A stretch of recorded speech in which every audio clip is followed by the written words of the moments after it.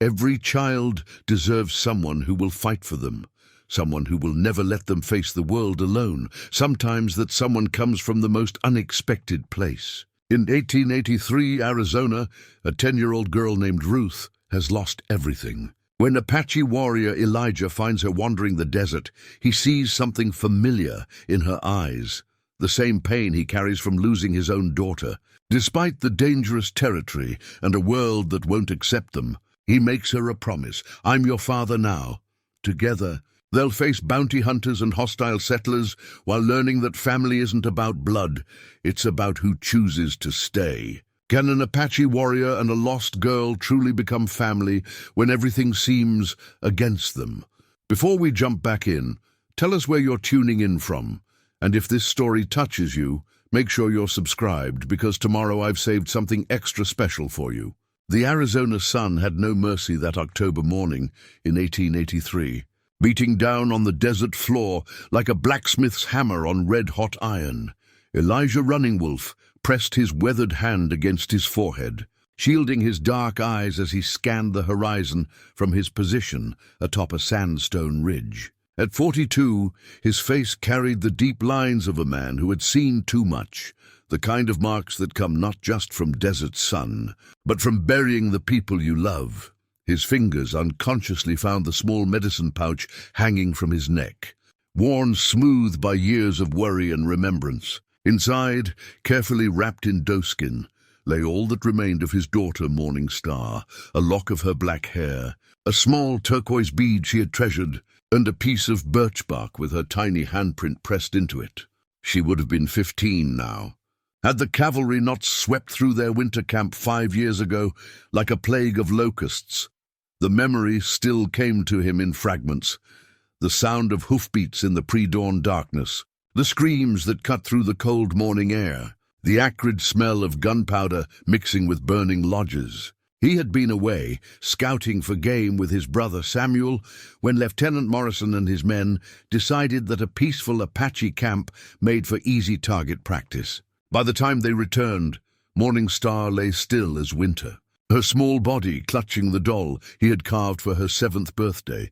That was the day Elijah stopped believing in the white man's justice, and the day he stopped believing in much of anything else. Now, as he prepared to descend toward the small trading post of Copper Creek, he carried himself with the careful dignity of a man who had learned to walk between two worlds without belonging fully to either. His long black hair, streaked with premature silver, hung loose around his shoulders. He wore a mix of traditional Apache clothing and practical frontier gear, deerskin leggings and moccasins, but also a worn cavalry shirt he had taken from a dead soldier. Its blue fabric faded to the color of evening sky. Elijah's horse, a sturdy paint named Thunder, picked his way carefully down the rocky slope.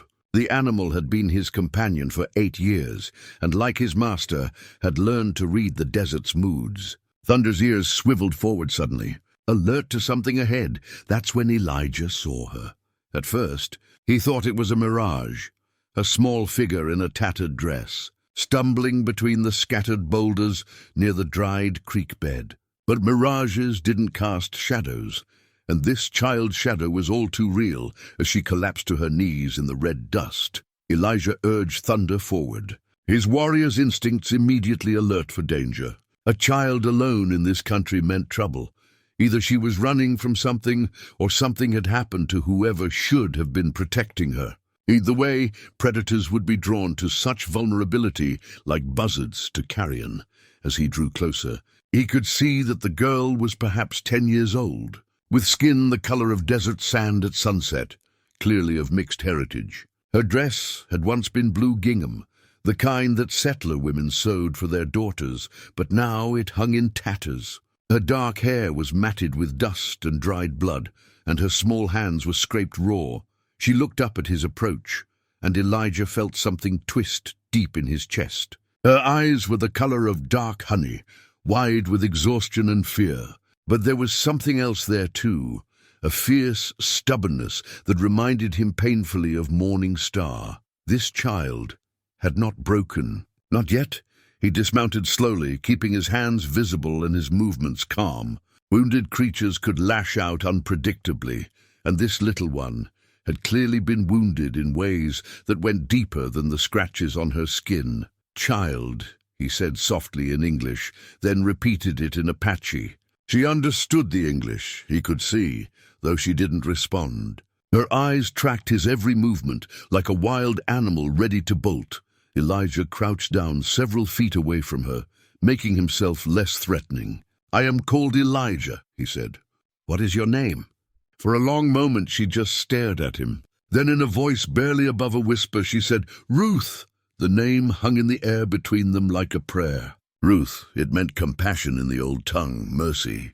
"How fitting for a child who clearly needed both, Ruth," he repeated, tasting the name. "That is a good name.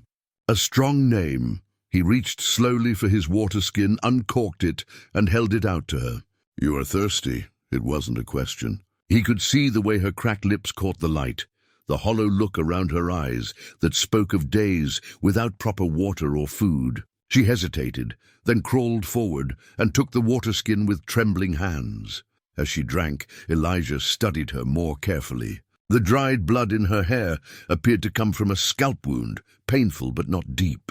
Her dress was torn in places that suggested she had been running through thorny brush. Most telling of all, her feet were bare and bloody, the soles cut by rocks and cactus spines. "Where did you come from, little one?" he asked, gently. Ruth lowered the water skin and wiped her mouth with the back of her hand. For a moment he thought she wouldn't answer. Then she pointed northwest, toward the distant mountains. "San Carlos," she whispered. Elijah's blood chilled. San Carlos? The reservation where the government had forced many Apache bands to live under military guard. But San Carlos was more than 100 miles away. How had a child this young traveled so far alone? "Your family?" he asked, though he dreaded the answer. Ruth's face crumpled and she shook her head. The gesture told him everything he needed to know. She was alone in the world, just as he had been alone since Morning Star's death. The sound of approaching hoofbeats made them both freeze. Elijah's hand moved instinctively to the knife at his belt as 3 riders crested the ridge behind them. Even at a distance, he could make out the glint of badges and the purposeful way they rode. Lawmen, and from their urgent pace, they were tracking something or someone. "Ruth," he said quietly, not taking his eyes off the approaching riders. "Do those men seek you?" The child's sharp intake of breath was answer enough. She scrambled behind Thunder's bulk, pressing herself against the horse's side. The lead rider was a heavy-set man with a handlebar mustache and the kind of sunburned complexion that spoke of too much whiskey and too little wisdom. His badge identified him as Sheriff Morrison, no relation to the lieutenant who had murdered Morning Star. But the name still made Elijah's jaw tighten. "You there?" "Apache," Morrison called out as he reined in his horse. "You seen a half-breed girl come through here? About 10 years old, likely traveling alone." Elijah stood slowly, placing himself between the sheriff and where Ruth hid behind Thunder. "Many travel this trail," he said carefully. "What has this child done?" Morrison's eyes narrowed. "That's official business. You'd best answer straight. Harboring a fugitive is a hanging offense." "Fugitive." Elijah kept his voice level, but inside, anger began to coil like a rattlesnake preparing to strike. What crime could a child commit? "Murder," said one of the other deputies, a thin man with nervous eyes. "Killed a whole family up near Prescott. The Hendersons, good Christian folk. Cut them down like animals, even the baby." Elijah looked down at Ruth, still pressed against Thunder's flank. The child who had barely been able to lift his water skin, who trembled at the sound of approaching horses. The idea that she could have committed such violence was absurd. "You are mistaken," Elijah said quietly. Sheriff Morrison's hand moved to rest on his pistol grip. "That sounds like harboring talk to me, boy. I'll ask one more time. You seen this girl or not?" The moment stretched between them like a bowstring drawn taut. Elijah could feel Ruth's frightened breathing against his leg, could smell the fierce sweat on her small body. Behind the sheriff, the other 2 deputies were spreading out slightly, hands near their weapons. He thought of Morning Star, of how she had trusted him to protect her, and how he had failed. He thought of all the children who had died, because men with badges believed that some lives mattered less than others. He thought of the long years of loneliness that had followed him like a shadow since his daughter's death, and then he made a choice that would change both their lives forever. "I have seen no murderer here," Elijah said, his voice carrying the quiet authority of absolute truth. "Only a lost child who needs protection." Sheriff Morrison's eyes hardened. "Is that so? Well, maybe you need to look harder."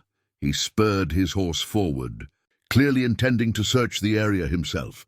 Thunder, sensing his master's tension, snorted and stepped sideways, effectively blocking the sheriff's view of Ruth. Elijah's hand found the child's shoulder. "Steadying her, Sheriff," Elijah said, his tone carrying a subtle warning. "This is tribal land. You have no authority here." It was a bluff. They were still miles from the nearest Apache territory, but Morrison didn't know that. The lawman's face reddened, but he reined in his horse. "This ain't over, Apache," he snarled. "Girl's got a bounty on her head. $500. That's more money than your kind sees in a lifetime. Someone'll turn her in soon enough." As the three riders disappeared back over the ridge, Elijah felt Ruth's small hand slip into his. Her palm was sweaty with fear, but her grip was surprisingly strong. "They think I killed those people," she said in a small voice. "Did you?" She looked up at him with those honey-colored eyes, and he saw truth there as clear as mountain water. "No, but I saw who did." Elijah nodded slowly. He had suspected as much. Ruth wasn't a killer. She was a witness, which in many ways was far more dangerous. He knelt down until he was at eye level with her. "Ruth," he said solemnly, "those men will not stop hunting you. To travel with me means danger. But if you wish it, I will protect you. I will teach you to protect yourself. You will never face the world alone again." The child studied his face for a long moment, reading something there that satisfied her. Then she straightened her small shoulders with a dignity that would have done credit to an Apache warrior. "I'm your daughter now?" she asked. The words hit Elijah like a physical blow. Not "will you help me?" or "can you hide me?" but a direct question about belonging, about family. This child understood something fundamental about survival, that protection without belonging was just postponing the inevitable. He thought of the empty years behind him, of the medicine pouch that held only memories. He thought of Morning Star, and somehow he knew his daughter would approve of this choice. "Yes," he said simply, "I am your father now." 3 days later, Elijah discovered just how dangerous his promise to Ruth would become. They had made good time heading southeast toward the Dragoon Mountains, traveling mostly at night and resting during the heat of the day. Ruth had proven herself to be tougher than her small frame suggested. She never complained about the pace, never asked to stop when her legs grew tired, and had already begun picking up basic trail skills. With the quick intelligence of youth, it was at the Butterfield stage station at Apache Pass that their careful plans fell. A part Elijah had hoped to trade for supplies without drawing attention. But the moment they rode into the station yard, he knew something was wrong. Too many eyes followed their movement, and the usual bustle of frontier commerce felt forced. Theatrical, the station master, a grizzled man named Kowalski, emerged from the adobe building with nervous sweat beading his forehead despite the morning chill. "Morning, Elijah," Kowalski said, his voice pitched higher than usual.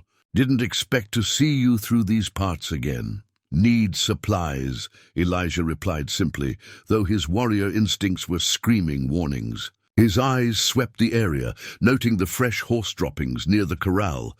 Too many horses for a normal trading post stop. Ruth sat quietly on Thunder behind him, but he could feel her tension like a taut wire. The child had developed an uncanny ability to sense danger in their few days together. "Well, now, that might be a problem," Kowalski said, wringing his hands. "See, we got some visitors asking about—" The trap sprung before he could finish the sentence. Men emerged from behind the station building, from the stable, from positions they had no doubt taken before dawn. 6 of them, all armed, all wearing the hard expressions of professional bounty hunters. Not local law like Sheriff Morrison, but the kind of men who made their living tracking human prey across territorial lines. The leader was a lean, scarred man with pale eyes that reminded Elijah of winter ice. He stepped forward with the casual confidence of someone accustomed to having the upper hand. "Well, well," the bounty hunter drawled. "If it ain't our little murderess and her Apache friend." He pulled a folded paper from his vest pocket and held it up. $500 for the girl, dead or alive. Though I suspect the folks paying prefer dead. Elijah's blood turned cold as he saw Ruth's face on the wanted poster, a remarkably detailed sketch for such a remote crime. Someone had gone to considerable expense to ensure she could be identified anywhere in the territory. "The child has committed no crime," Elijah said quietly, his hand moving slowly toward his rifle. "That's so." The bounty hunter grinned, revealing teeth stained brown with tobacco. "Well, the poster here says different. Says she butchered the Henderson family up near Prescott. Cut them up real artistic-like." His pale eyes fixed on Ruth with obvious relish. Hard to believe something so small could do such work. But then again, half-breeds are unpredictable. Ruth's small voice cut through the tension like a knife. "I didn't kill anybody." "Course you didn't, sweetheart," the bounty hunter said mockingly. "Just like you didn't watch it happen neither. Just like you don't know who really done it." Elijah felt Ruth stiffen behind him. The bounty hunter's words had struck home. She did know something that made her valuable beyond the posted reward. "Here's what's going to happen," the bounty hunter continued. "The girl comes with us peaceful-like, and we let you ride away. Make trouble, and we kill you both and collect the money anyway." For a heartbeat, the station yard was silent, except for the whisper of desert wind through the mesquite. Elijah's mind raced through possibilities. 6 armed men positioned strategically with Ruth directly behind him on Thunder. A frontal assault would be suicide. Then Ruth did something that changed everything. She slipped down from Thunder's back and stepped around to stand beside Elijah, her small chin raised defiantly. "If you want me," she said in a voice much steadier than her 10 years should have allowed, "you'll have to go through my father first."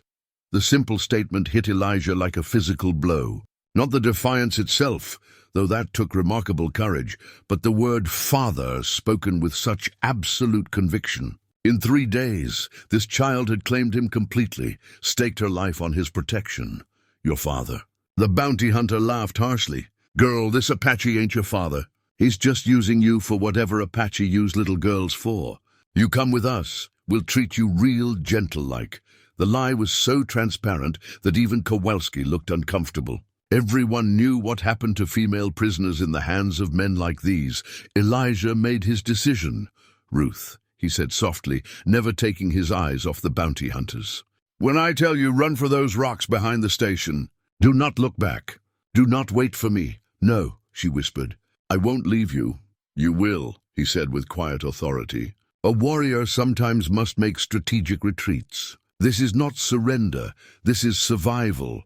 The bounty hunter was still smiling when Elijah exploded into motion. His first shot took the man to his left in the shoulder, spinning him around and sending his rifle flying. Thunder, trained for battle, reared up on his hind legs, hooves flashing, and caught another bounty hunter in the chest before he could draw his pistol. "Run!" Elijah shouted. Ruth bolted for the rocks as the station yard erupted in gunfire. Elijah rolled behind a water trough, bullets splintering the wood above his head. His military training from his cavalry scouting days came flooding back. Assess threats. Control the field. Never let the enemy dictate terms. The bounty hunters had numbers, but they had positioned themselves assuming easy surrender. Now their own crossfire put them at risk of shooting each other. Elijah used their confusion to his advantage, moving quickly between cover points and picking his shots carefully. A bullet creased his shoulder, burning like fire, but he ignored the pain. Another shot from his rifle dropped a man trying to flank his position. Thunder had broken free and was creating havoc among the horses, his battle-trained instincts scattering their mounts. "Forget the Apache," the leader shouted. "Get the girl!" 2 bounty hunters broke away from the main fight, heading for the rocks where Ruth had taken shelter. Elijah's heart hammered as he realized his worst fear, They would use Ruth as leverage to make him surrender. But as the first bounty hunter reached the rocks, a small figure emerged from an unexpected direction. Ruth had circled around through the station building and came up behind the man with a piece of broken harness leather in her hands. Before he could react, she had the leather around his throat, pulling tight with strength born of desperation. The man clawed at the improvised garrote, stumbling backward. His partner turned to help, and Elijah's bullet took him in the leg, sending him sprawling. The leader of the bounty hunters, seeing his operation falling apart, made a last, desperate play. He charged directly at Ruth, ignoring the crossfire, betting that Elijah wouldn't risk hitting the child. He was wrong. Elijah's shot took him center mass, and the man dropped like a stone 3 feet from Ruth. She stood over his body, still holding the piece of leather, her face pale but determined. The remaining bounty hunters, suddenly facing a tactical disaster instead of an easy payday, decided that $500 wasn't worth dying for. They gathered their wounded and retreated, leaving their dead behind. In the sudden silence that followed, Elijah became aware of his own ragged breathing, the burn of the bullet wound in his shoulder, and the overwhelming pride he felt watching Ruth carefully check the fallen leader for signs of life before stepping away from the body. "Is he dead?" she asked matter-of-factly. Yes, she nodded once, accepting this as a necessary outcome. Then she looked at the wanted poster, now trampled in the dirt and stained with blood. "They won't stop, will they?" she said. "Not ever." Elijah knelt down and picked up the poster, studying it more carefully. The detail was remarkable. Not just Ruth's face, but specific characteristics that only someone who knew her well could have provided. The reward was substantial enough to draw hunters from 3 territories, but it was the small print at the bottom that chilled him. For information leading to capture, contact Sheriff B. Morrison, Copper Creek, Arizona Territory. Morrison, the same sheriff who had questioned them 3 days ago, was orchestrating a territory-wide manhunt. This wasn't about justice. This was about silencing a witness to something much larger than the murder of one settler family. "No," Elijah said quietly, folding the poster and tucking it inside his shirt. "They will not stop, which means we cannot run forever." Ruth studied his face with those 2 old eyes. "What do we do?" Elijah thought of Morning Star, of all the times he had failed to protect the people he loved by being passive, by hoping that others would do what was right. "This time would be different. We find out who really killed the Henderson family," he said, "and we make sure the whole territory knows the truth." Ruth's hand slipped into his, small and trusting. "Together!" "Together," he confirmed, and meant it with every fiber of his being.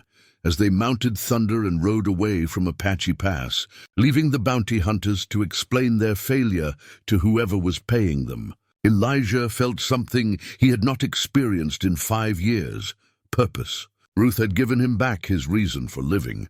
Now he intended to make sure she lived to see her 11th birthday. They rode hard for 2 days, pushing deeper into the sacred lands of Elijah's ancestors where few white men dared to follow. The wound in Elijah's shoulder throbbed with each stride Thunder took, but he ignored the pain. Ruth rode behind him without complaint, her small arms wrapped around his waist, though he could feel her exhaustion in the way she occasionally slumped against his back. On the 2nd evening, they reached the hidden canyon that had sheltered his people for generations. Tall red walls rose around them like the ribs of some ancient giant. And at the canyon's heart lay a spring that had never run dry. "Even in the harshest droughts, this place has no name in English," Elijah said as they dismounted. "In Apache we call it Seyi, the place within the rocks. My grandmother was born here, and her grandmother before her." Ruth looked around with wide eyes, taking in the ancient pictographs painted on the canyon walls. The remains of stone dwellings built into natural alcoves high above the canyon floor. "It's beautiful," she whispered. Elijah felt a warmth in his chest at her reverence. Many white visitors to Apache land saw only wasteland, but Ruth understood the sacred nature of what surrounded them. As they made camp near the spring, Elijah began the delicate process of applying war paint to his face, red ochre mixed with bear grease, painted in the traditional pattern his father had taught him. The ritual helped him focus his mind for the dangerous times ahead. "Why do you paint your face?" Ruth asked, settling beside him at the fire. "War paint is not decoration," Elijah explained, dipping his finger in the mixture. "Each mark carries meaning. This line," he drew a finger across his forehead, "represents the sky, the realm of the spirits who watch over warriors. These marks," he touched the streaks beneath his eyes, "are for tears, not weakness but remembrance of those we fight to protect." Ruth watched intently as he completed the ritual. When he finished, she said quietly, "Will you teach me?" The question caught him off guard. War paint was sacred, traditionally reserved for proven warriors. But as he looked at this small girl who had faced down armed bounty hunters without flinching, he realized she had already proven herself in the ways that mattered most. "When you are ready," he said. Over the following days, Elijah began Ruth's education in Apache survival skills. She learned to read animal tracks in the dust, to identify edible plants, to move through brush without leaving a trail. Her small size, which had been a liability in the outside world, became an advantage here. She could squeeze through openings that would stop a grown man, could hide in spaces where even Elijah could not fit, but it was her aptitude for the deeper teachings that truly amazed him. When he showed her how to listen to the desert's subtle sounds, the difference between a ground squirrel's scurry and a human footstep, between wind through sage and the whisper of an arrow in flight, she absorbed the lessons with the intensity of someone whose life depended on them. Which, of course it did. On the fourth night, as they sat by their small fire, Ruth finally spoke about the nightmares that woke her whimpering in the darkness. "I dream about the blood," she said simply. "There was so much blood." Elijah waited, understanding that some truths could only be spoken in their own time. "I was picking berries," Ruth continued, her voice steady but distant. "My mama, my Apache mama, she'd sent me out early before the sun got too hot. I heard the screaming and I ran back, but when I got to the edge of our camp—" She stopped, swallowing hard. "You do not have to tell me," Elijah said gently. "Yes, I do." Ruth's jaw set with determination. "Because they're still out there, and they're going to do it again if somebody doesn't stop them," she told him then, in quiet, precise detail about the men who had destroyed her Apache family's small camp. Not cavalry, not official soldiers, but white men dressed as Indians, painted and decorated to look like Apache warriors. She described their leader, a tall man with a scar across his left cheek, shouting orders in English while his followers used Apache weapons to butcher innocent people. "They took scalps," Ruth whispered, "like they wanted people to think we did it to each other." The blood in Elijah's veins turned to ice water. He had heard whispers of such things, white men who staged false Apache raids to justify military action or claim abandoned land. But to hear it from a child who had witnessed it firsthand made the crime real in a way that rumors never could. "The Henderson family," he said. "They were killed the same way?" Ruth nodded. "I followed the men for 2 days after they killed my Apache family. I wanted to see where they went, who they really were. They had a camp in the hills north of Prescott, and I heard them planning the next attack. The man with the scar, he said they needed to make it look really bad this time, something that would get the cavalry stirred up good." The pieces fell into place with sickening clarity. Ruth had witnessed not one massacre, but the preparation for a second. When the Henderson family was found murdered in apparent Apache style, Ruth was the only person alive who could testify that the killers were actually white men in disguise. No wonder they wanted her dead. "The man with the scar," Elijah said carefully. "Did you hear his name?" "Caldwell," Ruth said. "The others called him Captain Caldwell. He talked like he used to be a soldier, real soldier." Elijah filed the name away in his memory. Tomorrow he would begin asking questions, but carefully. Men who would massacre innocent families would not hesitate to kill anyone who threatened their scheme. That night, As Ruth finally slept peacefully for the first time since he had found her, Elijah painted his face by moonlight and spoke to the spirits of his ancestors. He asked for wisdom, for strength, and for the chance to give his adopted daughter the justice that had been denied to Morning Star. The next morning brought visitors. Elijah heard them long before they appeared. 3 riders approaching the canyon mouth, with the easy confidence of people who belonged in this country. He recognized his brother Samuel's distinctive whistle echoing off the canyon walls, a sound from their childhood that meant friend approaching. No danger. Samuel appeared first, leading 2 other men Elijah knew well, Joshua Blackhorse, a respected warrior who had fought alongside Elijah in the old days, and Aaron Standing Bear, Samuel's son and Elijah's nephew. Samuel was 5 years younger than Elijah, but looked older, his face deeply lined by responsibility and worry. As the unofficial leader of their small band, he carried the burden of keeping their people safe in an increasingly hostile world. "Brother," Samuel said as he dismounted, "we heard about the trouble at Apache Pass. The whole territory is talking about the Apache, who fought 6 bounty hunters and lived. News travels fast." Elijah replied carefully. Samuel's eyes found Ruth, who had emerged from their shelter and now stood slightly behind Elijah, watching the newcomers with wary intelligence. "So this is the child who has stirred up such a storm," Samuel said. His tone was neutral, but Elijah knew his brother well enough to hear the disapproval beneath. "This is Ruth," Elijah said simply. "My daughter." Aaron, barely 18 and still prone to speaking before thinking, snorted. "Your daughter? Brother, this girl brings death to everyone around her. Already the cavalry is asking questions about Apache involvement in settler murders. How long before they decide our people were involved?" "Aaron," Joshua said sharply. "Show respect," but the damage was done. Ruth's face went pale, and she stepped closer to Elijah. Samuel studied the situation with the calculating eyes of a leader who had learned to weigh individual needs against the survival of the group. "Elijah," he said finally, "we need to talk." The conversation with Samuel went exactly as Elijah had feared it would. They walked apart from the others, following a narrow path that led to a high overlook. From there, they could see for miles across the desert while speaking privately about matters that could determine the fate of their entire band. "Brother," Samuel began, his voice heavy with the weight of leadership, "I understand your pain. We all lost children in the raids, but you cannot heal your grief by taking in every stray that wanders into the desert." "She is not a stray," Elijah replied quietly.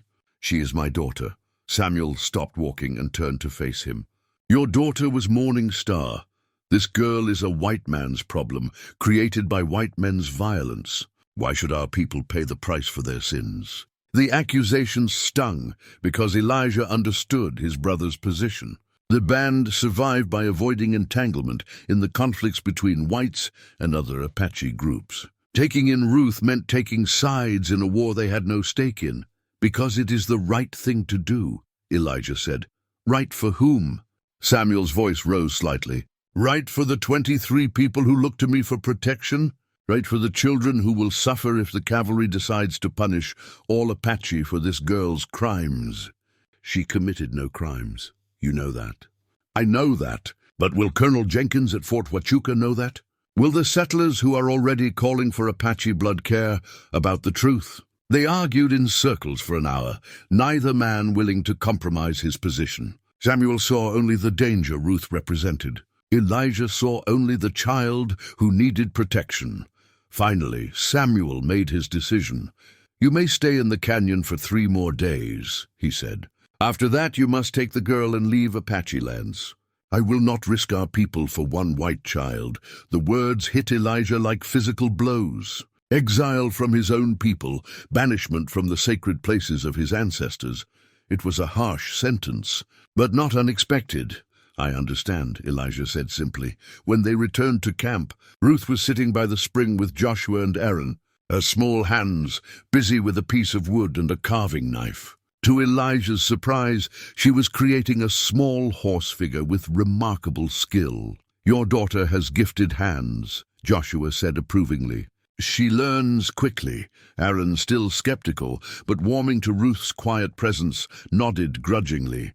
"She doesn't talk much, but when she does, it makes sense." That evening, as the others prepared to leave, Joshua pulled Elijah aside. "Your brother fears for our people," the older warrior said. "But fear can make a man forget that sometimes protecting the innocent is more important than protecting oneself. You disagree with his decision?" Joshua was quiet for a long moment, staring into the fire. "I have grandchildren Ruth's age," he said finally. "If they were alone in the world, I would hope someone like you would choose to protect them, whatever the cost." He reached into his pack and withdrew a small object wrapped in soft buckskin. "For the girl," he said. "A going-away gift." After the others had left, Elijah gave Ruth the package. Inside was a beautifully crafted eagle feather bound with intricate beadwork in traditional Apache patterns. "What does it mean?" Ruth asked, handling the feather with obvious reverence. "Among my people, the eagle feather represents honor, courage, and wisdom," Elijah explained. "Joshua gave it to you because he sees those qualities in your spirit. It means you are accepted as family, regardless of what others may say." Ruth held the feather up to catch the firelight, her young face serious with the weight of this honor. "Will you show me how to wear it properly?" As Elijah helped her weave the feather into her dark hair, he felt a profound shift in their relationship. Ruth was no longer just a child he was protecting. She was becoming part of his world in ways that went deeper than blood or law. Over the next 2 days, their bond deepened through shared tasks and quiet conversations. Elijah taught Ruth to make a proper fire using flint and steel, showed her how to read the sky for weather signs, and began instructing her in the use of a knife for both utility and protection. Ruth proved to be a remarkably quick learner. Her small size allowed her to move with a stealth that impressed even Elijah, and her intelligence showed in the thoughtful questions she asked about everything from tracking techniques to Apache customs. On their final evening in the canyon, disaster struck from an unexpected direction. They were sharing a simple meal of rabbit stew when Thunder suddenly raised his head, ears pricked forward in alarm. Elijah's hand moved instinctively to his rifle, but the approaching hoofbeats came from the direction of Apache lands, not from the settler country beyond. Aaron burst into their camp, his horse lathered with sweat and his young face tight with panic. "Uncle," he gasped. "Bounty hunters." "They took Samuel." The words hit Elijah like a physical blow. "What happened?" "6 men, maybe more. They came at dawn, surrounded our camp.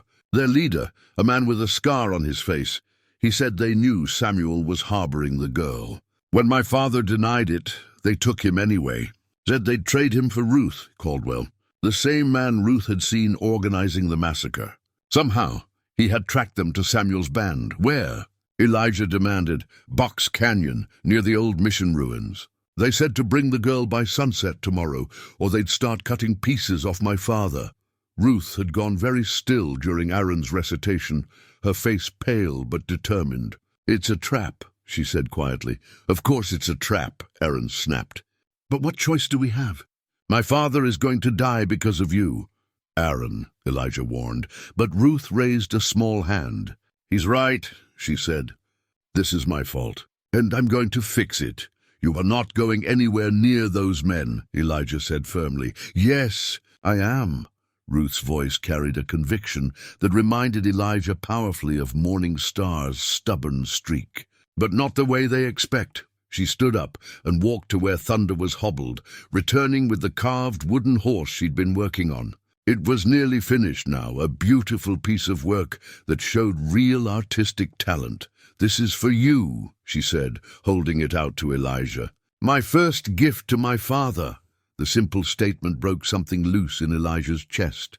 He accepted the carving with hands that trembled slightly, understanding that Ruth was giving him far more than a piece of wood. She was claiming him completely, just as he had claimed her. "Ruth," he began. "I know what you're going to say," she interrupted. "That it's too dangerous, that I'm too young, that you should handle this alone. But I'm the one they want, and I'm the only one who can identify Captain Caldwell and his men. If we're going to stop them, we need to do it together." Aaron looked between them with growing understanding. "You're not just going to trade her for my father, are you?" "No," Elijah said, his mind already working through possibilities. "We're going to rescue Samuel and capture Caldwell. All of them. How?" Ruth smiled, and for the first time since he'd found her, it was a child's smile, full of mischief and absolute confidence in her protector. "Easy," she said. "We're going to give them exactly what they want. Me." That night, as they planned the rescue operation, Elijah felt something he hadn't experienced since Morning Star's death.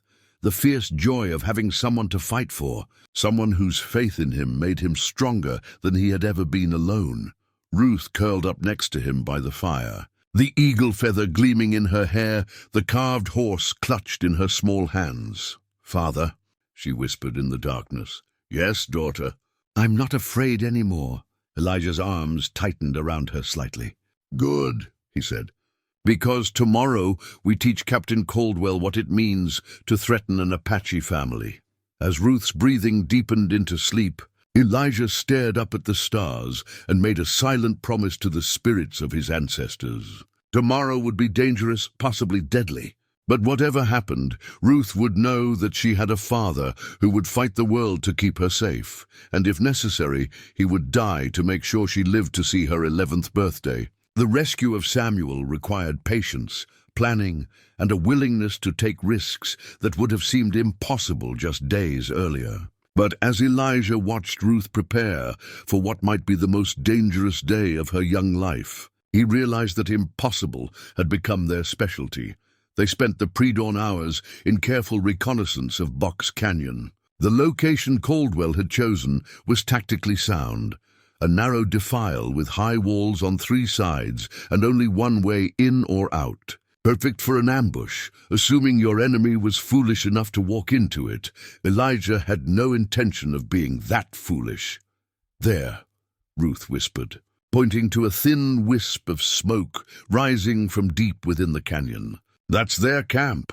They were lying flat on their bellies at the canyon rim, 200 feet above the floor. Through Elijah's field glasses, they could make out the camp clearly. 6 men around a fire, horses picketed nearby, and Samuel bound to a large boulder in the center of the clearing. "I count 6, Elijah murmured. "Caldwell and 5 others." "Same men who killed my Apache family," Ruth confirmed, her voice steady despite the memories the sight must have triggered. "The big one with the beard, he's the one who took the scalps." Elijah studied the setup below. The bounty hunters had positioned themselves well, but they were thinking like white men, focused on the obvious approach, the mouth of the canyon. They weren't watching the walls above. "Aaron," Elijah said quietly, "you remember the hunting lessons your father taught you about patience?" The young man nodded, his face tight with worry for Samuel. "Good, because this will require the patience of a spider waiting for flies." The plan Elijah outlined was audacious in its simplicity. Ruth would approach the canyon mouth openly, appearing to surrender herself as demanded. While Caldwell's attention was focused on his prize, Elijah and Aaron would descend the canyon walls from opposite sides, using ropes and handholds that only someone with Apache climbing skills could manage. "The timing must be perfect," Elijah emphasized. "Ruth, you must keep them talking for at least 10 minutes. Can you do that?" Ruth's smile was grimly confident. "Captain Caldwell likes to talk. He thinks he's very clever. I'll let him tell me all about how clever he is." They spent 2 hours working their way into position. Elijah's shoulder wound from the Apache Pass fight had stiffened during the cold night, but adrenaline and determination pushed the pain aside. This was what he had trained for during his years as a cavalry scout, moving unseen through hostile territory, striking without warning. At precisely noon, Ruth appeared at the canyon mouth. She walked slowly, her hands clearly visible, the picture of a frightened child finally accepting defeat. But Elijah, watching from above, could see the coiled tension in her small frame. The way her eyes constantly assessed angles and distances. "Captain Caldwell," she called out, her voice carrying clearly in the thin desert air. "I've come to trade myself for Samuel Running Wolf." The effect was immediate. The bounty hunters scrambled to their feet, weapons drawn, clearly not expecting their quarry to surrender so easily. Caldwell emerged from behind the boulder where Samuel was bound. In daylight, the scar across his left cheek was clearly visible, a white line that ran from his ear to the corner of his mouth.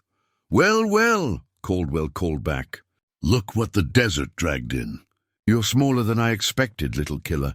"I'm not a killer," Ruth replied, walking slowly deeper into the canyon. "You are," Caldwell laughed, a harsh sound that echoed off the canyon walls. "Is that so? Tell that to the Henderson family." "Oh, wait, you can't. They're all dead." "You killed them," Ruth said, still approaching. "Just like you killed my Apache family." "I saw you do it." "Smart girl," Caldwell said, his tone turning mocking. "Too bad being smart won't help you where you're going." Above them, Elijah and Aaron began their descent. The canyon walls were treacherous, loose rock and narrow ledges that could send a man tumbling to his death with one careless step. But both men had grown up climbing these desert peaks, and desperation gave them sure footing where fear might have failed. "Why?" Ruth asked, now close enough that the bounty hunters could see her clearly. "Why kill innocent people and blame the Apache?" Caldwell seemed to enjoy having an audience for his confession. "Land, little girl. Always comes down to land. You kill some settlers, make it look like Apache work, and suddenly the government's offering protection to anyone who'll take up farming in former Apache territory. Very profitable for men who know how to work the system. You used to be a real soldier," Ruth observed. "Captain, United States Cavalry for 12 years, Caldwell said proudly, "until some bleeding-heart politician decided the Apache deserved fair treatment. They cashiered me for being too aggressive in dealing with hostiles." Elijah was halfway down the canyon wall now, close enough to hear every word. The confession was better than he had dared hope. Not just admission of the murders, but the entire conspiracy laid bare. "So you decided to become the Apache yourself," Ruth said. "Brilliant, isn't it?" Caldwell gestured grandly. "We stage a few massacres. The settlers scream for protection. The cavalry gets orders to clear out the Apache, and when the dust settles, there's a lot of empty land available to men, with the right connections, and the real Apache get blamed for crimes they didn't commit. Who's going to believe a bunch of savages over the word of respectable white men?" Caldwell's grin was predatory. "Certainly not the territorial governor, who happens to be a personal friend of mine." Ruth had reached the center of the canyon now, perhaps 20 feet from where Samuel was bound. The Apache leader was conscious. Elijah could see, though blood from a head wound had dried on his face. "There's just one problem with your plan," Ruth said conversationally. "What's that, little girl?" "You're not as smart as you think you are." Caldwell's expression shifted to suspicion. "What do you mean?" Ruth's smile was purely Apache in its fierce satisfaction. "I mean, you just confessed to multiple murders in front of witnesses." That's when Elijah and Aaron struck. They came down from opposite sides of the canyon like avenging spirits, their war cries echoing off the stone walls. The bounty hunters, caught completely off guard, spun in confusion as Apache warriors seemed to materialize from the very rock itself. Elijah's first shot took down the man guarding the horses. Aaron's rifle barked almost simultaneously, and another bounty hunter stumbled backward with a cry of pain. But Caldwell was no amateur.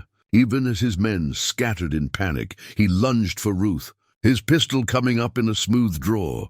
"Should have minded your own business." "Little girl," he snarled. What happened next would live in Elijah's memory forever.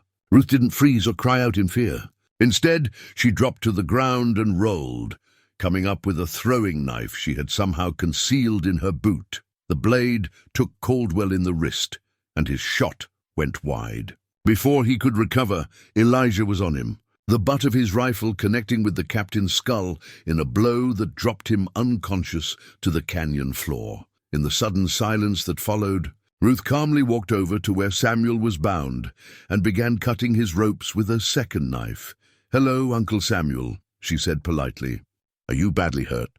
Samuel stared at her in amazement. "Child," he said slowly, "where did you learn to fight like that?" Ruth glanced up at Elijah, who was securing the surviving bounty hunters with help from Aaron. "From my father," she said simply. "He's been teaching me to protect myself." And in that moment, Samuel understood what Elijah had known from the beginning. This was no helpless child who needed their protection. Ruth was family, Apache family, and she had just proven herself worthy of the eagle feather she wore in her hair. 3 days after the rescue at Box Canyon, Samuel called for a formal ceremony that would change Ruth's life forever. The surviving bounty hunters were bound and guarded, awaiting transport to the territorial marshal, while Captain Caldwell lay unconscious from the blow to his head, alive, but unlikely to wake for several days. "The child has proven herself in battle," Samuel announced to the assembled Apache band. "She has shown courage, wisdom, and loyalty to our people. I was wrong to oppose her place among us." Elijah felt a deep warmth spread through his chest as he watched Ruth stand straight and proud before the circle of Apache warriors and elders. She wore her best dress, one that the women of the band had sewn for her from soft deerskin, decorated with intricate beadwork in traditional patterns. "Ruth Running Wolf," Samuel continued, using her newly chosen Apache name, "Step forward." The ceremony that followed was one of the most moving Elijah had ever witnessed. Each member of the band came forward to offer Ruth a gift that represented her acceptance into their family. Joshua gave her a small bow, made specifically for her size and strength. Aaron, his earlier skepticism completely forgotten, presented her with a quiver of arrows he had fletched himself, but it was Samuel's gift that brought tears to Elijah's eyes. From around his own neck, Samuel removed a silver locket that had belonged to his deceased wife, Aaron's mother. It was a precious family heirloom, passed down through 3 generations of Apache women. "This belonged to my wife, Mourning Dove," Samuel said solemnly. "Before her death, she made me promise to give it to the daughter who would carry on our family's strength. I believe that daughter is you."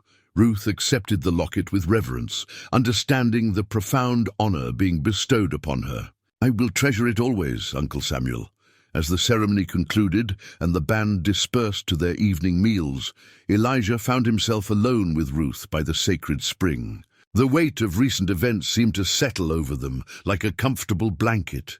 "Father," Ruth said quietly, fingering the silver locket, "when I was little, before the massacre, my Apache mother used to tell me stories about the old days, when her people lived free in these mountains. She said that family wasn't just about blood, but about who you choose to protect and who chooses to protect you. Your mother was wise," Elijah replied. "She would have liked you," Ruth said with certainty. "She would have understood why you risked everything to save me." They sat in comfortable silence for a while, listening to the evening sounds of the desert, the distant cry of a hawk, the whisper of wind through sage, the quiet murmur of voices from the main camp. "What happens now?" Ruth asked. "With Captain Caldwell and his men?" Elijah had been thinking about that very question. The captured bounty hunters represented both an opportunity and a tremendous risk. Their testimony could clear Ruth's name and expose the land-grabbing conspiracy, but only if they could be safely delivered to honest authorities. "Tomorrow, we take them to Fort Huachuca," he said. "Colonel Jenkins is an honorable man. He'll listen to what they have to say, and if he doesn't believe us, then we'll find someone who will." Ruth nodded, accepting this as she had learned to accept all of life's uncertainties with quiet courage, and trust in her father's judgment. The next morning brought an unexpected complication. Elijah was checking the ropes on their prisoners when Caldwell finally regained consciousness. The former cavalry captain's eyes were unfocused at first, but as awareness returned, his expression shifted to a smile that made Elijah's blood run cold. Well, Caldwell said, his voice hoarse but mocking. "If it isn't the noble Apache and his little pet Savage, you will speak respectfully or not at all," Elijah warned. Caldwell laughed, a sound like breaking glass. "Respectfully, you have no idea what you've stumbled into, do you? This isn't just about a few dead settlers. This goes all the way to the territorial capital, Despite himself, Elijah felt a chill of apprehension. "What do you mean?" "I mean, Governor Hartwell doesn't appreciate interference in his business ventures. I mean, there are men in very high places who have invested considerable money in clearing Apache lands for development." Caldwell's smile widened. "I mean, you've made enemies who can reach you anywhere in the territory." "Empty threats," Elijah said, but he could hear the doubt in his own voice. "Are they?" Caldwell leaned forward as far as his bonds would allow. "Tell me, Apache, do you really think Colonel Jenkins will take your word over mine?" "I'm a former cavalry officer with 12 years of distinguished service. You're a renegade Indian with a wanted fugitive for a daughter." The words hit their target with precision. Elijah knew that prejudice ran deep in the territorial government, and that even honorable men like Jenkins might find it easier to believe the word of a white officer over Apache testimony. "Even if that's true," Elijah said quietly, "it doesn't change what you've done. What I've done is follow orders," Caldwell replied. "Orders that came from men with enough power to make you and your little girl disappear without a trace." That evening, as they prepared to depart for Fort Huachuca, Elijah found himself deeply troubled by Caldwell's words. The scope of the conspiracy seemed to grow larger with each revelation, reaching into levels of government that were far beyond his ability to influence. Ruth sensed his mood as they made final preparations for the journey. "You're worried," she observed. "Yes, about what Captain Caldwell said." Elijah looked down at her, this remarkable child who had already faced more danger and hardship than most adults ever would. Her trust in him was absolute, her faith in his ability to protect her unshakable. "Ruth," he said carefully, "there may come a time when the safest thing for you would be to leave the territory entirely, to go somewhere far from here, where these men can't reach you." Ruth's response was immediate and firm. "No, you don't understand." "I understand perfectly," she interrupted. "You're thinking about sending me away to keep me safe. But I won't go. This is my home now, these are my people, and you're my father. I'd rather face danger with you than be safe without you." The simple declaration hit Elijah like a physical blow. In her words, he heard echoes of every Apache who had ever chosen death over surrender, every warrior who had refused to abandon their homeland despite overwhelming odds. "Besides," Ruth added with a slight smile, "someone needs to make sure those men pay for what they've done. If we run away, they'll just keep killing innocent people." Looking at her in the firelight, wearing the silver locket and eagle feather that marked her as family, Elijah realized that Ruth had already made her choice. She would stand and fight regardless of the odds, because that was what Apache warriors did, and she was Apache now, in every way that mattered. "Then we face this together," he said. "Together," Ruth agreed, and sealed their pact by reaching up to touch the medicine pouch at his throat, the one that had once held only memories of his lost daughter, but now held the promise of the daughter who had found him in the desert. Tomorrow would bring new dangers, new challenges that might test them beyond their limits. But tonight they were family, and that was stronger than any conspiracy, more powerful than any enemy. In the morning, they would ride to Fort Huachuca and demand justice, knowing that they carried with them the strength of their ancestors and the unbreakable bond between father and daughter. The truth came to light in the most unexpected way, hidden in a leather satchel that Ruth discovered while searching through Captain Caldwell's belongings before their departure to Fort Huachuca. "Father," Ruth called softly, her voice carrying a strange note that made Elijah look up from securing the prisoners. "I think you need to see this." She was holding a collection of papers, military documents, correspondence, and what appeared to be official territorial records. But it was the photograph that had captured her attention, a formal portrait of a cavalry officer in dress uniform. "This man," Ruth said, pointing to the photograph. "I know this face." Elijah took the picture from her trembling hands. The man in the photograph was younger, clean-shaven, but there was no mistaking the strong jaw and distinctive nose. "Captain William Henderson," Elijah read from the inscription on the back. "United States Cavalry, Fort Verde, Arizona Territory, 1878. The name hit Ruth like a physical blow. Henderson, the same name as the family that had been murdered, the crime for which she carried a bounty on her head. "That's my father," Ruth whispered. "My real father." Elijah felt the world tilt beneath his feet. Ruth's biological father had been a cavalry officer. The same Captain Henderson, whose family's murder had set this entire nightmare in motion. With growing dread, Elijah began sorting through the other documents in the satchel. What he found painted a picture of corruption and betrayal that reached deeper than anything he had imagined. Letters between Captain Caldwell and various territorial officials revealed a systematic campaign to acquire Apache lands through fraudulent means, but it was a land deed dated just 3 months before the Henderson family massacre that made everything clear. Captain William Henderson, upon his retirement from military service, is hereby granted title to Section 12 of the Dragoon Mountains Reservation, encompassing approximately 640 acres of prime grazing and mineral rights, Elijah read aloud. Ruth stared at the document with growing understanding. "My father owned Apache land?" More documents revealed the full scope of the conspiracy. Captain Henderson had been granted territory that was supposed to remain under Apache control as part of a treaty agreement. The land was rich in silver ore, worth potentially hundreds of thousands of dollars to whoever could legally claim it. But there was a problem with Henderson's claim.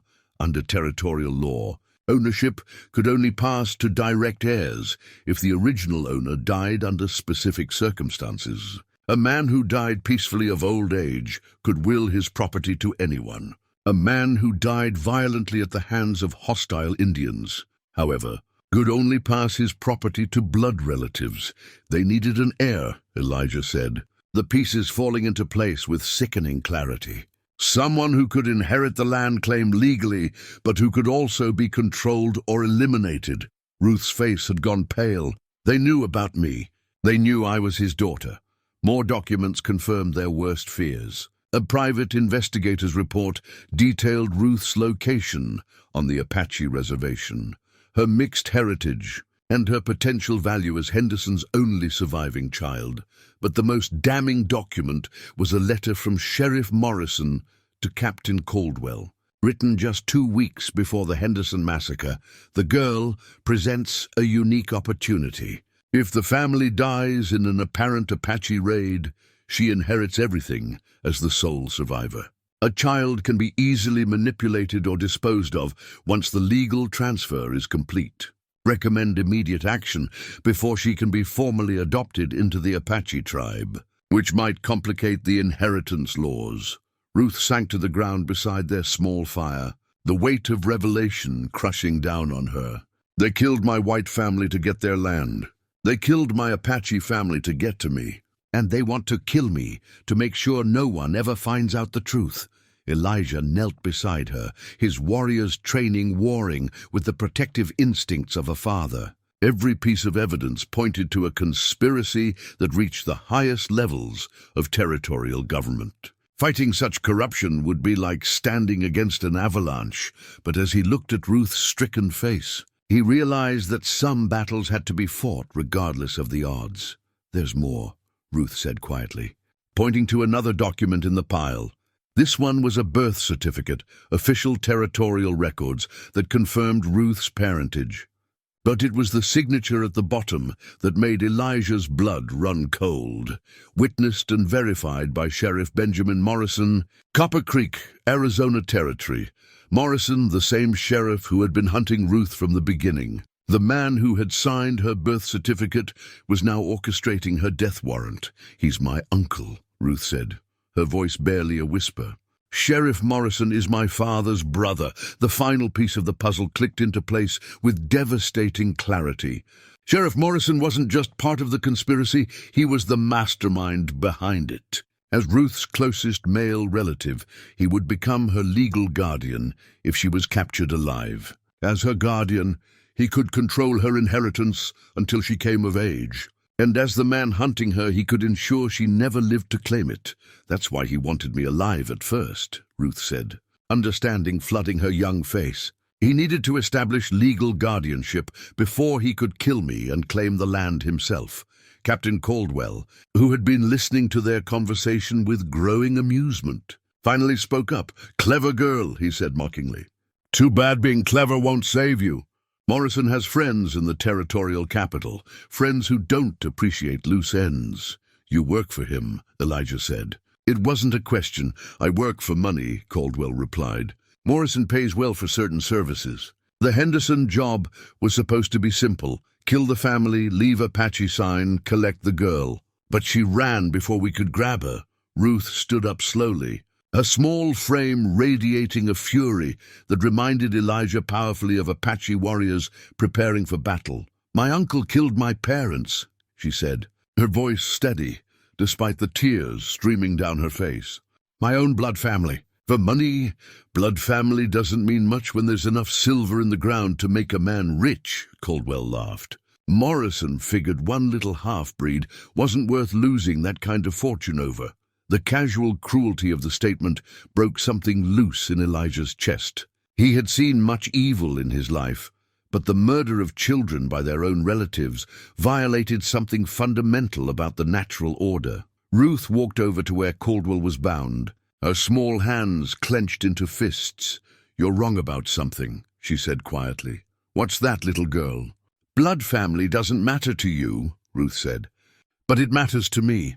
The difference is I chose my blood family. I chose my father and my uncle Samuel and all the people who accepted me into their tribe." She gestured toward Elijah. "That's real family. That's worth fighting for."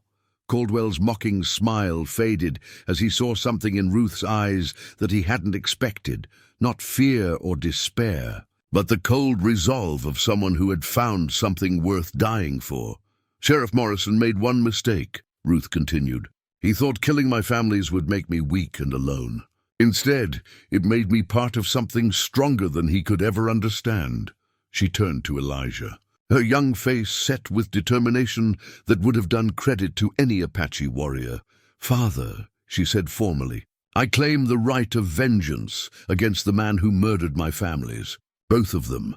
Elijah looked at this extraordinary child, his daughter in every way that mattered, and felt pride swell in his chest like a physical force. "Daughter," he replied just as formally, "your claim is just. We will see that justice is done." Behind them, Captain Caldwell had stopped laughing. For the first time since regaining consciousness, he looked genuinely worried. "You can't fight the whole territorial government," he said. "Morrison has too many friends in high places." Ruth's smile was pure Apache in its fierce satisfaction. "Then we'll just have to make sure the truth reaches even higher places," she said. As they finished packing for the journey to Fort Huachuca, Elijah realized that everything had changed. They were no longer simply trying to clear Ruth's name or escape her pursuers. Now they were going to war against corruption itself, armed with nothing but the truth and the unbreakable bond between a father and daughter who had chosen each other against all odds. It would be the most dangerous thing they had ever attempted. It might very well cost them their lives, but some fights were worth having, regardless of the odds. The journey to Fort Huachuca took on the solemnity of a war party preparing for its final battle. Elijah retrieved his grandfather's sacred war shield from its hiding place among the canyon rocks, a circular disc of tough bull hide stretched over a wooden frame, painted with symbols that had protected his family's warriors for 3 generations. The shield bore the image of a golden eagle in flight, its wings spread wide against a field of deep blue. Around the eagle, smaller symbols told the story of his lineage: mountain peaks for strength, lightning bolts for swift justice, and 4 small handprints representing the children his family was sworn to protect. "This shield has never failed to bring its bearer home from battle," Elijah told Ruth as he secured it to Thunder's saddle. "It carried my grandfather through the Apache wars, and my father through his raids against the Mexican army. Now it will carry us through whatever awaits at the fort." Ruth watched the ritual preparation with the reverence it deserved. She understood that they were no longer simply traveling to deliver prisoners. They were riding into a confrontation that would determine not just their own fate, but the future of every Apache family threatened by the corruption they had uncovered. Samuel and Joshua had insisted on accompanying them, along with Aaron and 2 other young warriors. The evidence they carried was too valuable to risk losing to a single ambush, and the political implications too dangerous to face without witnesses.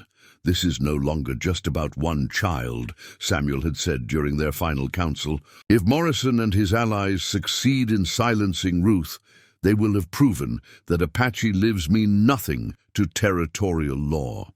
We cannot allow that precedent to stand." As they rode through the pre-dawn darkness, Elijah found himself studying Ruth's profile in the starlight. The child who had been a frightened refugee just weeks ago now sat her horse with the easy confidence of a born warrior.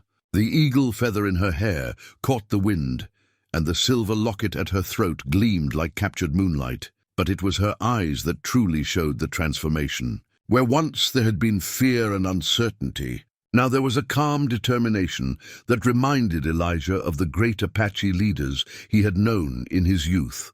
Men and women who had faced impossible odds with unshakable resolve. "Are you afraid?" he asked quietly as they paused to rest the horses at a hidden spring. Ruth considered the question seriously. "Yes," she said finally, "but not of dying.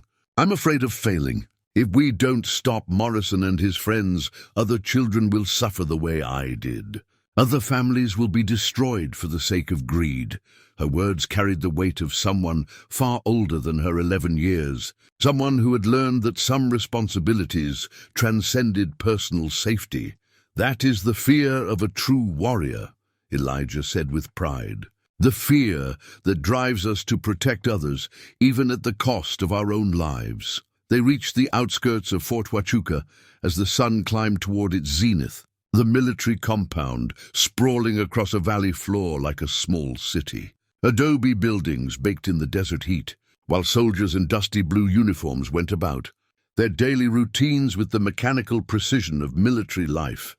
But it was the cluster of civilian wagons outside the main gate that caught Elijah's attention. Too many visitors for a routine supply delivery, and the wrong type of vehicles for merchant traders.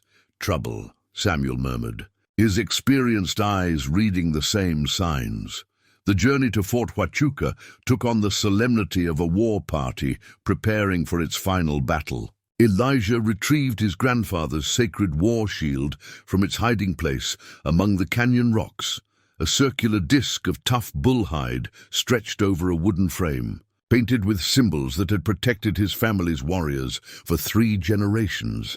The shield bore the image of a golden eagle in flight, its wings spread wide against a field of deep blue. Around the eagle, smaller symbols told the story of his lineage: mountain peaks for strength, lightning bolts for swift justice, and 4 small handprints representing the children his family was sworn to protect. "This shield has never failed to bring its bearer home from battle," Elijah told Ruth as he secured it to Thunder's saddle. "It carried my grandfather through the Apache wars, and my father through his raids against the Mexican army. Now it will carry us through whatever awaits at the fort." Ruth watched the ritual preparation with the reverence it deserved. She understood that they were no longer simply traveling to deliver prisoners. They were riding into a confrontation that would determine not just their own fate, but the future of every Apache family threatened by the corruption they had uncovered. Samuel and Joshua had insisted on accompanying them, along with Aaron and 2 other young warriors. The evidence they carried was too valuable to risk losing to a single ambush, and the political implications too dangerous to face without witnesses. "This is no longer just about one child," Samuel had said during their final council. "If Morrison and his allies succeed in silencing Ruth, they will have proven that Apache lives mean nothing to territorial law. We cannot allow that precedent to stand." As they rode through the pre-dawn darkness, Elijah found himself studying Ruth's profile in the starlight. The child, who had been a frightened refugee just weeks ago, now sat her horse with the easy confidence of a born warrior. The eagle feather in her hair caught the wind, and the silver locket at her throat gleamed like captured moonlight. But it was her eyes that truly showed the transformation. Where once there had been fear and uncertainty, now there was a calm determination that reminded Elijah of the great Apache leaders he had known in his youth. Men and women who had faced impossible odds with unshakable resolve. "Are you afraid?" he asked quietly, as they paused to rest the horses at a hidden spring. Ruth considered the question seriously. "Yes," she said finally. "But not of dying. I'm afraid of failing. If we don't stop Morrison and his friends, other children will suffer the way I did. Other families will be destroyed for the sake of greed."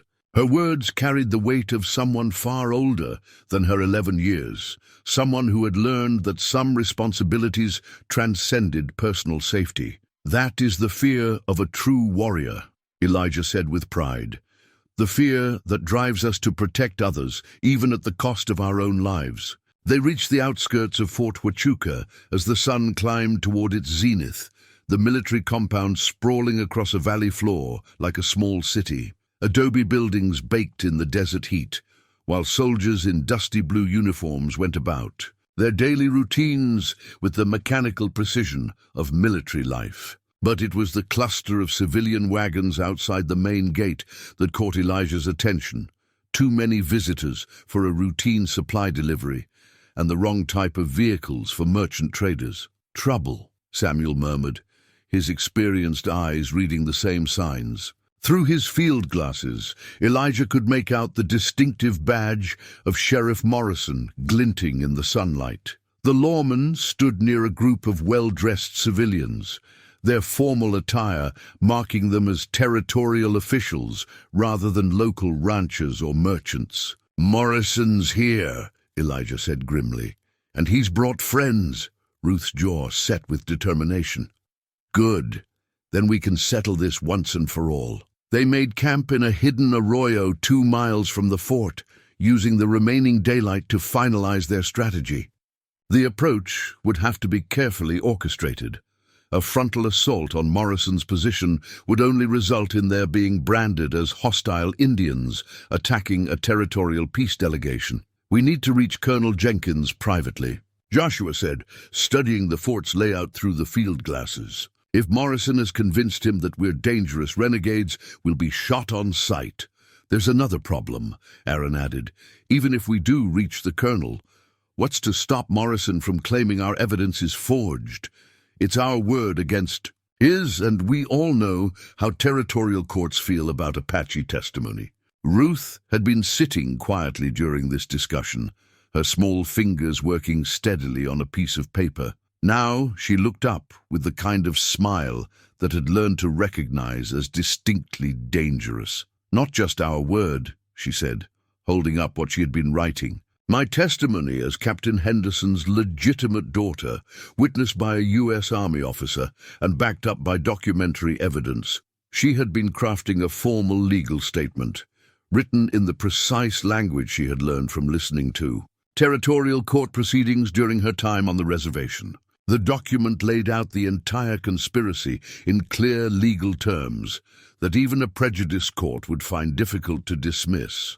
"Smart," Samuel said approvingly. "But how do we ensure it reaches the right hands?" "We don't sneak into the fort," Ruth said simply. "We ride in through the front gate openly and officially as a tribal delegation seeking justice under territorial law." The audacity of the plan took their breath away.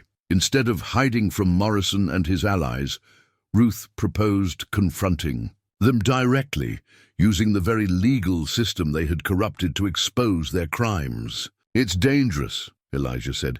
"If things go wrong, we'll be trapped inside the fort with no way to escape. If things go wrong anywhere else, Morrison will just have us hunted down one by one," Ruth replied. "At least this way, we force the confrontation on our terms in front of witnesses who matter." As evening approached, they made their final preparations. Each warrior checked his weapons, said his prayers, and prepared for what might be their last battle. But it was Ruth's preparation that moved Elijah most deeply. She sat by their small fire, carefully writing letters to each member of their Apache family. To Joshua, a note thanking him for the eagle feather and the acceptance it represented. To Aaron, words of gratitude for protecting her when others doubted. To Samuel, a formal acknowledgement of his leadership and wisdom. And finally, a letter to Elijah himself. "Father," she said, holding out the folded paper, "in case we don't both survive tomorrow, I wanted you to have this." Elijah's hands trembled slightly as he accepted the letter. "Ruth, no," she said firmly. "Let me say this while I can. You saved my life in the desert, but more than that, you gave me a family. You taught me that love isn't about blood. It's about choosing to stand together, no matter what comes. If I die tomorrow, I die as your daughter, and that makes everything worthwhile." The simple words broke something loose in Elijah's chest. He pulled Ruth close, holding her small frame against him, as if he could shield her from all the dangers that tomorrow would bring. "You are my daughter," he said, his voice thick with emotion. "In this life, and whatever comes after, nothing will ever change that." They spent their last evening together, sharing stories of their ancestors, recounting the great deeds of Apache warriors who had faced impossible odds with courage and honor. Ruth listened with rapt attention, memorizing each tale as if she were studying for a test whose results would determine the fate of nations. As the fire burned low and the desert night settled around them like a protective blanket, Ruth made one final request. "Father, will you paint my face for battle?" Elijah's breath caught. War paint was sacred, reserved for proven warriors about to face life-or-death combat. To paint Ruth's face would be to acknowledge her as a full Apache warrior, worthy of standing with the greatest fighters their people had ever produced. Looking at her in the firelight, this remarkable child who had already proven her courage, in ways that would humble grown men, Elijah realized that she had earned that recognition many times over. With steady hands, he began to apply the sacred paint, red ochre across her forehead for the sky spirits, white clay beneath her eyes for the tears of those she fought to protect, and finally a small black handprint over her heart, the mark of a warrior sworn to defend the innocent even unto death. When he finished, Ruth looked like what she had always been beneath the surface, an Apache warrior ready to face whatever battle the dawn might bring. "Tomorrow," Elijah said solemnly, "we ride for justice." "Tomorrow," Ruth agreed, touching the sacred war shield that would carry them into their final confrontation. "We find out what we're truly made of." As the desert stars wheeled overhead, father and daughter prepared to face the greatest challenge of their lives, knowing that they carried with them the strength of their ancestors and the unbreakable bond that had made them family. They rode through the gates of Fort Huachuca like figures from an ancient legend, 7 Apache warriors in full regalia, their war paint gleaming in the morning sun. Their weapons openly displayed but held in positions that spoke of honor rather than threat. At their head rode Elijah, the sacred war shield strapped to his arm, his face painted with the traditional marks of a war leader.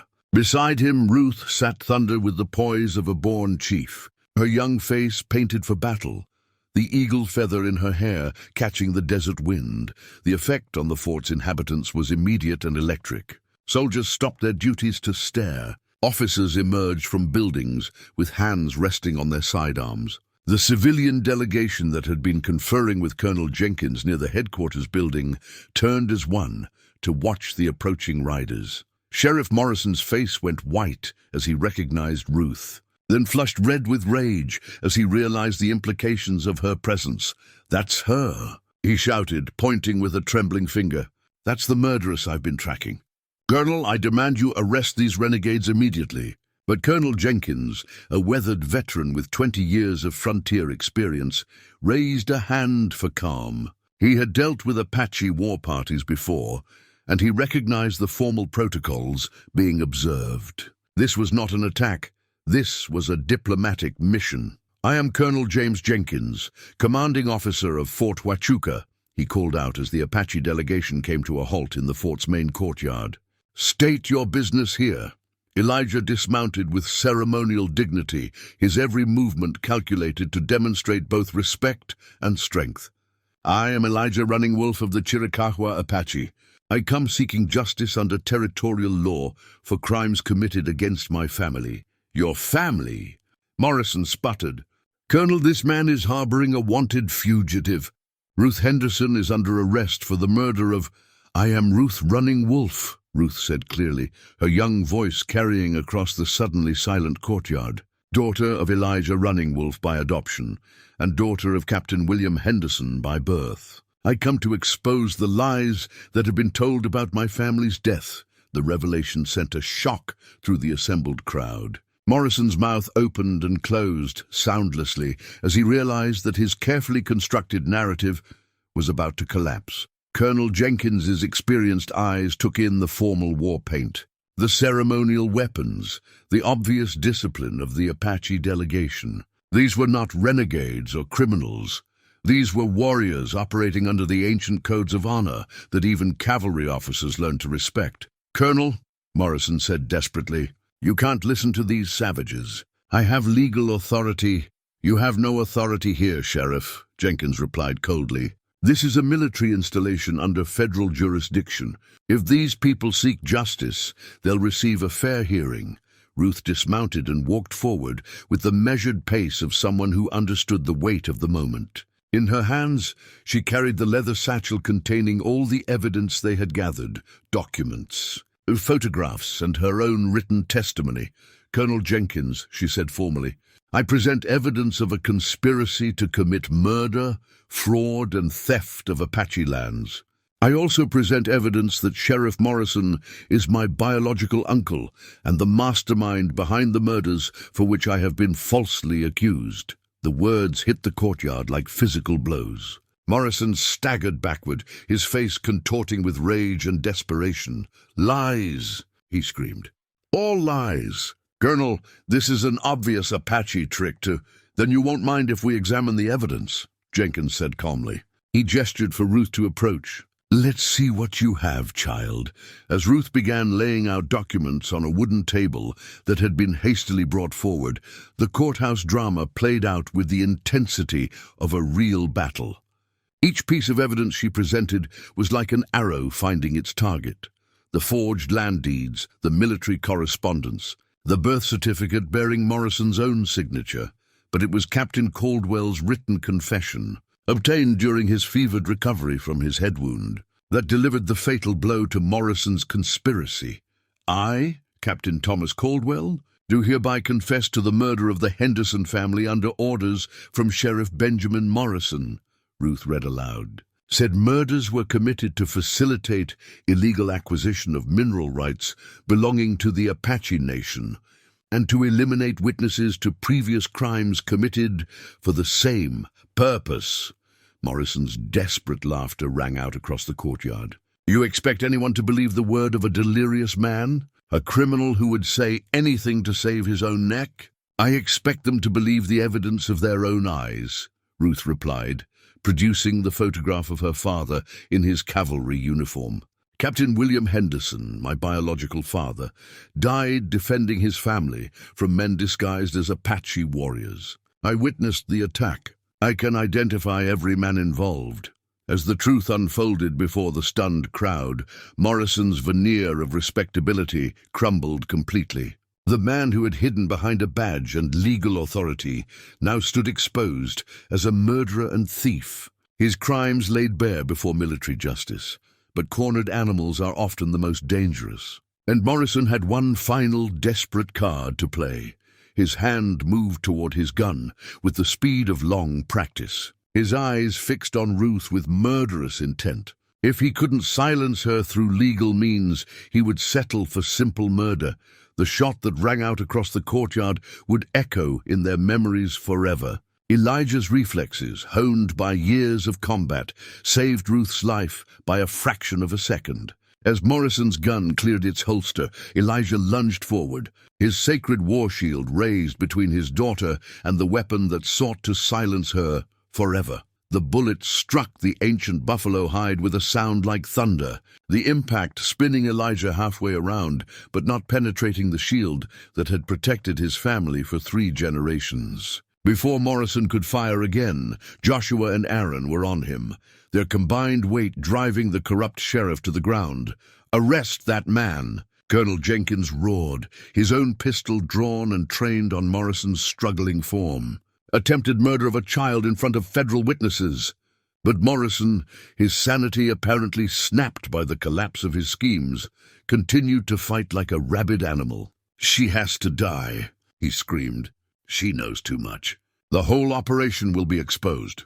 His words, shouted in front of dozens of witnesses, served as the final confirmation of everything Ruth had testified. Even his own civilian allies began backing away, unwilling to be associated with a man who would murder his own niece for money. Ruth, who had not moved during the entire confrontation, calmly walked over to where Morrison lay pinned beneath 2 Apache warriors. Her young face, still painted for war, showed no fear, only the cold satisfaction of justice finally served. "Uncle Benjamin," she said quietly, her voice carrying clearly in the stunned silence. "You killed my father, my mother, and my baby brother for a piece of land. You destroyed my Apache family to cover your tracks. And you spent weeks hunting me like an animal to protect your secret." Morrison's struggles ceased as he stared up at the child he had tried so hard to kill. In her painted face, he seemed to see something that broke his spirit completely. "You don't understand," he whispered. "The money, there was so much money. The silver mines, the railroad contracts, the land deals. I could have been the richest man in the territory. And instead you'll be the deadest," Ruth replied with grim Apache humor. "Because murder is still a hanging offense, even in Arizona territory." Colonel Jenkins stepped forward, his weathered face grave with the weight of what he had witnessed. "Sheriff Morrison, you are under arrest for conspiracy to commit murder, fraud, and treason against the United States government. The territorial governor will be notified immediately." As soldiers moved to secure Morrison and his remaining allies, Ruth turned to address the crowd that had gathered to witness their confrontation. "My name is Ruth Running Wolf," she said, her young voice carrying the authority of someone who had faced death and survived. "I'm Apache by choice and by blood oath. The crimes committed against my families have been exposed, and justice will be served." She reached into her pack and withdrew a carefully prepared document, her formal testimony, written in the precise legal language that territorial courts would be forced to accept. "This statement contains everything I witnessed, every detail of the conspiracy that cost so many innocent lives. I present it freely to the military authority of Fort Huachuca, requesting that copies be sent to the territorial capital and to Washington." D.C. Colonel Jenkins accepted the document with the solemnity it deserved. "Miss Running Wolf, your courage in bringing this evidence forward has prevented further crimes and exposed corruption at the highest levels of territorial government. The United States Army will ensure that justice is served." Ruth nodded formally, then turned to her Apache family. "The spirits of our ancestors can rest in peace," she said in Apache, her words carrying across the courtyard. "The truth has been spoken, and our enemies have been defeated." Elijah, still holding the sacred war shield that had saved his daughter's life, felt a profound sense of completion wash over him. The shield's power had held true. It had brought them home from battle, and more importantly, it had protected the child who represented the future of their people. As the crowd began to disperse and soldiers led Morrison away in chains, Ruth walked over to where Captain Caldwell sat under guard. The former cavalry officer looked broken, his earlier arrogance completely gone. "Captain," Ruth said formally, "you have one chance to redeem yourself. Tell the authorities everything you know about the other men involved in this conspiracy. Help them find every victim of these crimes." Caldwell looked up at her with something approaching respect. "Why? Why give me a chance for redemption when I tried to kill you?" Ruth's answer carried the wisdom of someone far older than her 11 years. "Because justice isn't about revenge. It's about preventing future suffering. If your testimony can save other families from what mine endured, then your life still has purpose, as they prepared to leave Fort Huachuca, their mission completed and their enemies defeated. Ruth took one last look at the place where she had finally found justice for her families. "Father," she said to Elijah, "we can go home now." The simple words carried the weight of everything they had accomplished together, not just the defeat of their enemies, but the creation of something unbreakable between them. They rode out of Fort Huachuca as they had arrived, as family, as warriors, and as Apache people who had proven that courage and truth could triumph over even the darkest corruption. 6 months later, the courthouse in Tucson buzzed with an energy that had nothing to do with the usual territorial business conducted within its adobe walls. Today marked the conclusion of the most significant corruption trial in Arizona Territory's history, and the formal adoption proceedings that would make Ruth Running Wolf, legally and officially, the daughter of Elijah Running Wolf. The wooden benches were filled with an unusual mix of spectators, Apache families who had traveled from reservations across the territory, cavalry officers from 3 different forts, newspaper reporters from as far away as San Francisco, and settlers who had come to witness justice being served.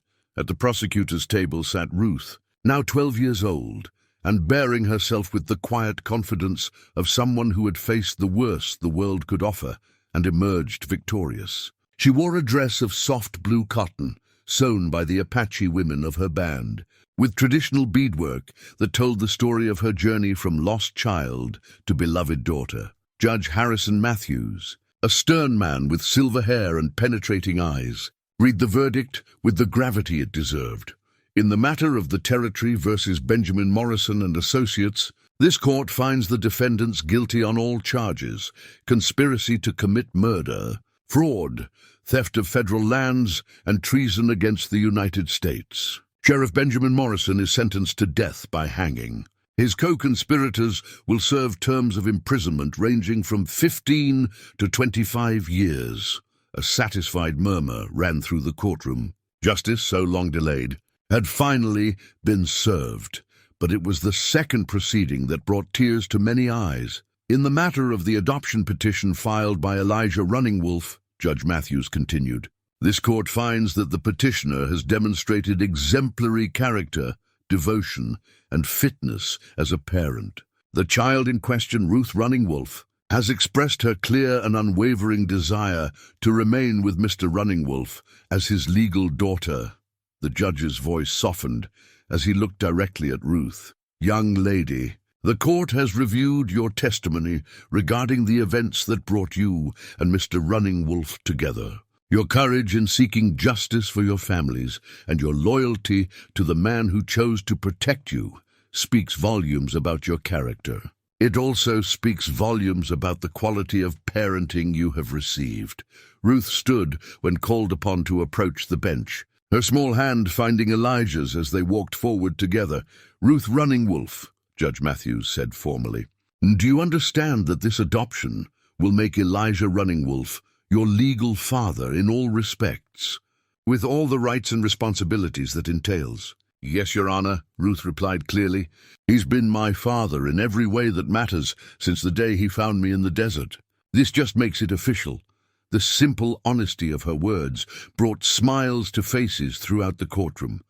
"And Elijah Running Wolf," the judge continued, "do you swear to protect, provide for, and love this child as your own daughter for as long as you both shall live?" Elijah's voice was steady and strong. "I do so swear, Your Honor. She is my daughter, and nothing will ever change that." Judge Matthews brought his gavel down with a satisfying crack. "Then by the authority vested in me by the Territory of Arizona, I hereby declare this adoption final and binding. Congratulations to both of you." The courtroom erupted in applause as Elijah swept Ruth into a fierce embrace. Samuel and Joshua whooped with joy in the traditional Apache fashion, while Aaron grinned so widely his face looked like it might split in half. Later, as they stood on the courthouse steps being congratulated by well-wishers, Ruth pulled a carefully wrapped package from her satchel. "I have something for you." "Father," she said formally. Inside the wrapping was a photograph, the first formal portrait ever taken of them together. The photographer had captured them exactly as they were. Elijah in his traditional Apache clothing, mixed with practical frontier gear. Ruth in her beaded dress with the eagle feather gleaming in her dark hair. But it was their expressions that made the photograph special. The quiet pride in Elijah's eyes, the absolute trust and love in Ruth's small face. "This is the first picture of our family," Ruth said softly. "I thought you should have it." Elijah studied the photograph with wonder. In all his years, he had never owned such a thing, a permanent record of happiness. Proof that joy could survive even the darkest tragedies. "It's perfect," he said simply. As they prepared to return to their Apache homeland, Ruth reflected on the changes that 6 months had brought. The territory's new governor had launched a comprehensive investigation into land fraud, leading to the return of thousands of acres to their rightful Apache owners. Captain Caldwell's testimony had exposed a corruption network that reached into 3 territorial capitals, and reforms were already being implemented to prevent similar schemes. Most importantly, other Apache children who had been separated from their families were being reunited through the legal precedent Ruth's case had established. The territorial courts now recognized that Apache adoption carried the same legal weight as any other family relationship. "Father," Ruth said as they mounted Thunder for the journey home, "what do you think happens next?" Elijah considered the question seriously. "Next we live," he said. "We raise horses, we teach you the old stories, we help other families that need protection. We prove every day that love is stronger than hatred, that family is stronger than law, and that choosing to stand together makes us all stronger." Ruth smiled, touching the silver locket at her throat, the one that had belonged to Samuel's wife, passed down to mark her acceptance into their family. "That sounds perfect," she said. As they rode away from Tucson toward the mountains where their people waited, Ruth thought about all the families she had been part of. Her biological family, lost to violence. Her Apache family, lost to hatred. And finally, the family she had chosen, and that had chosen her in return. This time, she was riding toward home, not away from it. This time, she had a father who would never let her face the world alone. And this time, she knew with absolute certainty that she was exactly where she belonged.